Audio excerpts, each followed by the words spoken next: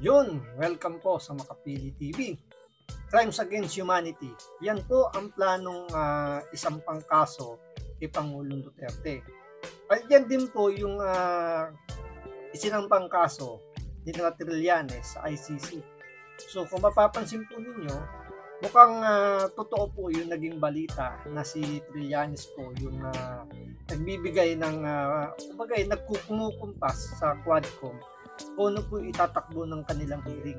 Kasi nga kailangan nila ng magsusuporta doon sa ikinaso nila sa International Criminal Court dahil hindi nga nakikipagtulungan ang ating gobyerno dahil nga sinabi ni Pangulong Bongbong Marcos na hindi makikipagtulungan ang gobyerno ng Pilipinas dahil nga nag-withdraw na ng commitment sa ICC ang Pilipinas. So walang makukuhang suporta ang ICC.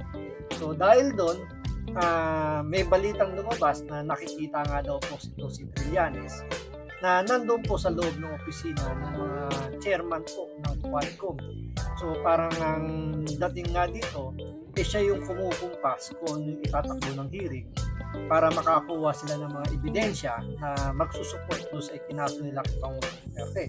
So dahil sa rekomendasyon po ni Congressman Ace Barbers na Crimes Against Humanity, mukhang totoo talaga yung nangyayaring pakikipag-connivance po ni Trillanes at sa House of Representatives. So ito, panoorin po natin itong balitan to para mas mahimay po natin kung ano po yung nangyaring sa bakit ganun ang naging recommendation ni Congressman Ace Barbers at ng Quadcom sa magsampa po ng kaso against Pangulong Duterte. Pero siyempre, bago ang lahat, kung hindi ka pa nakasubscribe sa Makapili TV, baka pwede naman pakipindot po muna yung subscribe button. At the same time, palike na rin po ng video, wala naman pong bayad yan, kaya pindot na. So ito, panoorin po natin itong balitang to.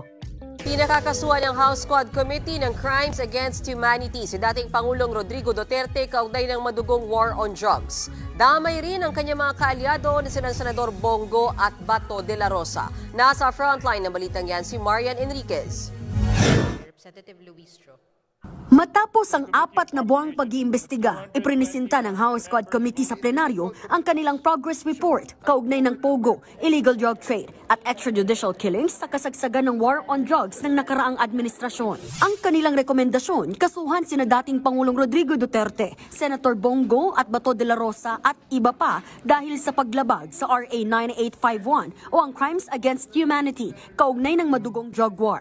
Bunso dito ng mga alegasyong mayroong death squad at kahit pa raw libo-libo ang namatay noon, hindi naman daw ito ganoong nakatulong sa problema ng bansa pagdating sa droga. Wala pang tugon ng dating Pangulo pati na sina Go at De La Rosa. The most chilling revelations, Mr. Speaker, pertains to the extrajudicial killings that have scarred our nation's history. The investigations brought to light a harrowing narrative of abuse of power and institutional impunity during the Duterte administration. Gusto ring pakasuhan sina Royina Garma at iba pa kaugnay sa pagpatay sa 3 Chinese sa Davao Prison and Penal Farm noong August 2016. Inirekomenda ring kasuhan ang mga nasa likod umano sa pagpatay kay PCSO Board Secretary General Wesley Barayuga. Kabilang pa rin dyan si Garma at ilang dati at kasalukuyang police official. Pagdating naman sa illegal dito, ang magiging prediction po natin dito, dahil nga plano nila, pati sila Rohina Garma, si Leonardo ng Napolcom, at si Superintendent Padilla.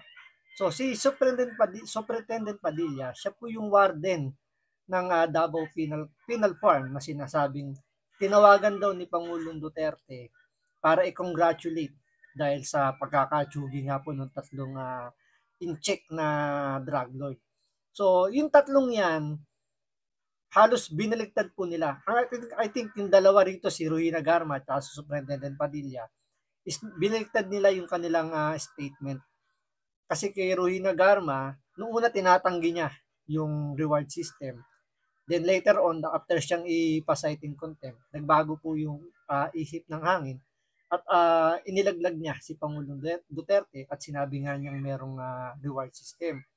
So, ito naman si Superintendent Padilla na sinasabi nga na tinawagan nga ni Pangulong Duterte. Dininay niya nung una. So after niyang i-cite in contempt ng 2 beses, doon sa pangatlong beses, parang inamin niya na yung tumawag nga sa kanya dahil kaboses niya. Hindi niya direktang sinabi na si Pangulong Duterte mismo yung tumawag, pero ang sabi niya doon sa affidavit niya is kaboses nga ni Pangulong Duterte yung tumawag sa kanya. So, hindi na siya na-cite in contempt. Ngayon, itong tatlong to, posibleng bumaliktad ulito. After nilang ilaglag si Pangulong Duterte, pwede nilang bawiin yung mga sinabi nila nung sila para hindi sila i-cite in contempt. Pwede nilang baliktarin ulito. Dahil nga parang nangyari rito is parang tinraidor sila nitong House of Representatives na itong Quadcom. Dahil na after nilang ilaglag kuno si Pangulong Duterte, sa ending, isinama pa rin sila doon sa mga kakasuhan. So, pag ito isinampa na sa korte, posibleng malaking magiging epekto nito. Once na yung itong tatlong to, yung sinabi po natin, si Rohina Garma, si Leonardo, at si Superintendent Padilla, kapag itong tatlong to, ibiniligtad nila uli yung kanilang sinabi, kahit na under oath pa yan sa Quadcom na yan, mababaliwala ngayon yung mga isasampa nilang kaso kay Pangulong Duterte. So, kumbaga, wala ring mangyayari dito sa recommendation po ng Quadcom. So, totoo talaga yung sinasabi nila na itong hearing na ginagawa nila. Tandaan, isipin nyo napakahaba ng hearing na ginawa nila. Expected naman na yan na ang ending yan is pakakasuhan pa rin si Pangulong Duterte. Expected na nila yan, pero medyo sumablay sila dito sa dulo dahil nga isinama pa nilang kasuhan yung mga dapat na magdidiin kay Pangulong Duterte. So magkakaroon ng tendency yan na magbago sila ng isip na baguhin uli nila yung kanilang statement at madiin pa tong mga congressman. So etong year na to mukhang ito na yung last hearing or tapos na yung hearing ng Quadcom patungkol kay Pangulong Duterte. Pero meron na naman silang bagong pautot dito. Ngayon, ang pupuntusan naman nila ngayon dito ay yung anak ni Pangulong Duterte na si Pulong Duterte. So ito, ituloy po natin. Sa illegal na droga, gusto ng komite na mas tutukan pa ang investigasyon kay Davao City Representative Paulo Duterte pagdating sa umano'y koneksyon niya sa illegal na droga. Bukod sa kanya, inirekomenda rin ng malalimang investigasyon sa 6 na iba pa, pati na sa dating Presidential Economic Advisor na si Michael Yang at 3 iba pa. Pagdating naman sa illegal na operasyon ng So doon kay Pulong Duterte at doon sa ibang mga personality, mukhang mukhang sablay din eh. Kasi kung panonoorin niyo yung mga nangyari doon sa hearing, wala naman silang matibay na ebidensya na magtuturo talaga kay Pulong Duterte. Doon lang muna tayo kay Pulong Duterte. Wala silang matibay na ebidensya na magsasabi or magdidiin kay Pangulong Duterte, kay Congressman Pulong. Kasi puro hearsay. Tulad nung kay Taguba na sinasabi niya na script nila, 'di ba? Yung script nila Trillanes is part ng Davao Group. Itong si Pulong Duterte. At ang kanilang pinaka-witness itong si Taguba. Pero kung panonoorin mo yung hearing, kahit si Taguba, never niyang nakausap ng personal or wala siyang personal knowledge, wala siyang first-hand information na magtuturo kay Pulong Duterte. Tulad ng sinasabi nila na base daw doon sa kausap niya. Puro ganun eh. Sinabi lang ng kausap niya, may pinakitang text message na ito ay text message daw ni Pulong Duterte. Pagdating kasi sa korte, mag-iiba na yung iba na yung tanungan diyan, hindi kagaya ng tanungan dito sa Quadcom na isang script lang yung sinusundan nila at walang cross-examination. Unlike pagdating sa korte, magkakaroon na ng cross-examination. Doon kagad yung magiging puntuhan ng tanong pag tinanong kagad yung witness nila si Taguba. Paano mo nasabi na si Pulong Duterte mismo is miyembro ng Davao Group na sinasabi mo? Nakausap mo ba siya ng personal? Pumunta pa siya ng Davao noon pero never niya nakausap o nakita si Pulong Duterte. Basta ang sabi lang nila, kumbaga parang nangyari dito, name dropping lang eh. Ni-name drop lang yung pangalan ni Pulong Duterte, naniwala na kagad itong si Taguba. Kaya medyo napakalabo nung magiging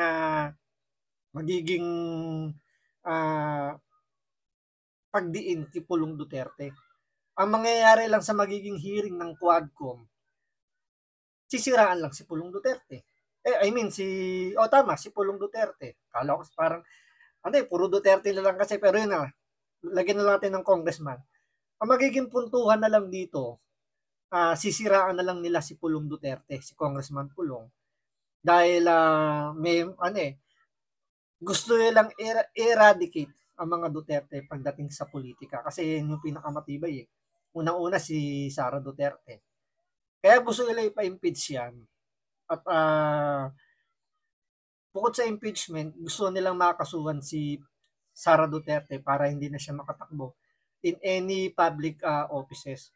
So, malabo na siya maging presidente kung sakasakaling ma-impeach siya at mabigyan ng kaso na magiging resulta nun, hindi na siya pwedeng tumakbo in any office ng government. Then, si Pangulong Duterte, gusto nilang makasuhan para hindi ito makatakbo bilang senador. Kasi hanggang ngayon pa rin naman, kumbaga hanggang 2028, kung hindi man siya tumakbo ngayon, pagdating ng 2028, pwede siyang tumakbo pa rin senador kung gusto niya or vice president. So, kumbaga, one of the option pa rin si Pangulong Duterte. Ngayon, yung mga ibang Duterte pa, si Pulong, tsaka si Baste, pwede rin tumakbo bilang senador. Para mawala lahat yan, kailangan nila ngayong gibain na. So, pagkatapos ni Pulong Duterte, kung sakasakaling matuloy yung plano ng Quadcom na siya yung puntuhan ngayon sa susunod na hearing, baka isunod na dyan, ito si Baste. So, asahan natin niya si Baste Duterte is maisasama sa mga iimbestigahan ng Quadcom. Operasyon ng Pogo, pinaiimbestigahan din sina dating presidential spokesperson Harry Roque na umalis sa bansa, pati na si dating Bamban Tarlac Mayor Alice Go at Cassandra Leong. Gayon din sina Tony Yang at Hong Jiang-yang na mga kapatid ni Michael Yang. Kasunod nito, isinusulong din ng komite ang pag-classify at pagpaparusa sa extrajudicial killings bilang isang heinous crime, pati na ang pagbabawal sa lahat ng uri ng offshore gaming operations sa bansa at pagpaparusa sa mga lalabag. So, ito naman yung sa Pogo, pinipilit din nilang i-connecta si Pangulong Duterte o yung mga Duterte dito sa Pogo. Kasi kung titingnan mo, sila Harry Roque, yung mga may connection sa mga Duterte, isinama nila doon sa mga gusto nilang sampahan ng kaso. Lalong-lalo na yung kung matatandaan nyo, di ba, kahit si Alice Guo, si ex-mayor Alice Guo, siya mismo dinidinay niya na merong connection si Pangulong Duterte sa Pogo, pero hindi pa rin tinatanggal ng Quadcom yung posibilidad na kasama pa rin si Pangulong Duterte o involved pa rin si Pangulong Duterte sa Pogo. So, expect natin na lahat po ng nangyayaring, yung lahat ng inimbestigahan ng Quadcom is lahat doon sangkot si Pangulong Duterte. Kaya nga, maganda na rin yung nangyaring to dahil, mabigyan man to ng probable cause o hindi. Dadaan na po sa korte at ang korte na po ang magsasabi kung may involvement ba talaga si Pangulong Duterte sa mga nangyayaring yung inaakusa po nitong Quadcom. So abangan po natin yan. So maraming salamat sa panonood. Ingat po kayo lagi. God bless.